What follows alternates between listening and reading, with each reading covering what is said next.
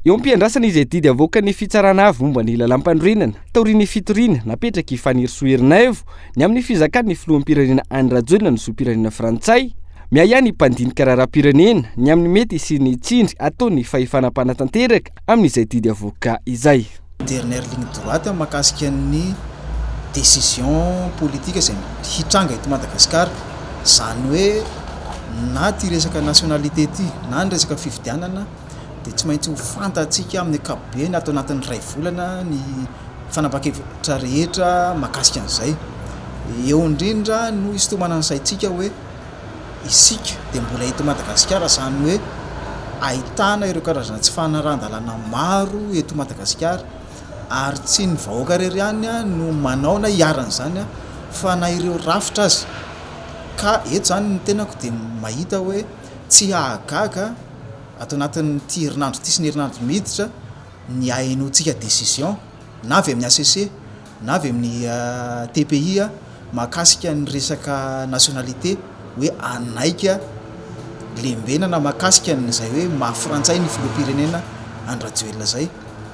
Zay dia misarika antsika avy hatrany hoe hiafara any amin'ny candidature-ny filoham-pirenena ankehitriny zany ka mety pisy adihevitra goavana be atao anatin'izay herinandro ho avy sy ny ray volana ho avy zay. Ivaly tsy hoela ny ayainy maro ny amin'ny fitanilany HCC na tsy ho hiatrany ity mpandinika ny fiainam-pirenena ity. Ho hita taratra ny hoe atraizany fahavononan'ny fitsarana ampiatra ny tanitandalana eto amin'ny firenena. Iankina amin'ny didy avoaka ny HCC ihany koa ny fahatokisana ho azony amin'izay voka-pifidianana avoaka ny aoriana.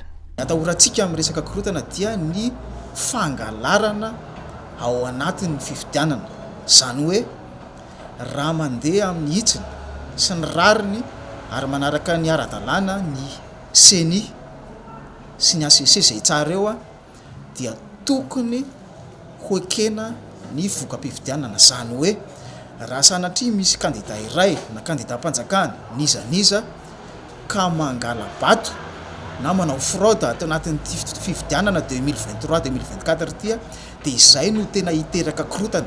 Hatreto mbola maro ireo teboka takiany antoko politika firaisamonim-pirenena hatramin'ny mpiara-mombonanto tsy mbola voahaja isiny fifidianana madio sy mangarahara ary ho vokatra hoeken'ny rehetra.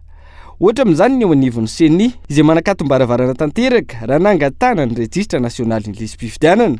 Mazava nefa ny voalaza ny 110 ny lalàna amin'ny feny fifidianana fa azo ny rehetra sitrahana ary amin'ny fotoana rehetra io registre électoral national io.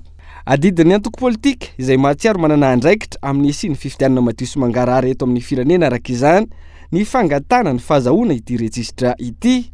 Ankilan'ny CENI hatramin'ny androany izay miasa anatin'ny fandikan-dalàna iandrasany indray izay ho fomba fiasan'ny fitsarana avo momba ny lalam-pandrenana amin'ny fanapahana izay ho avoakany.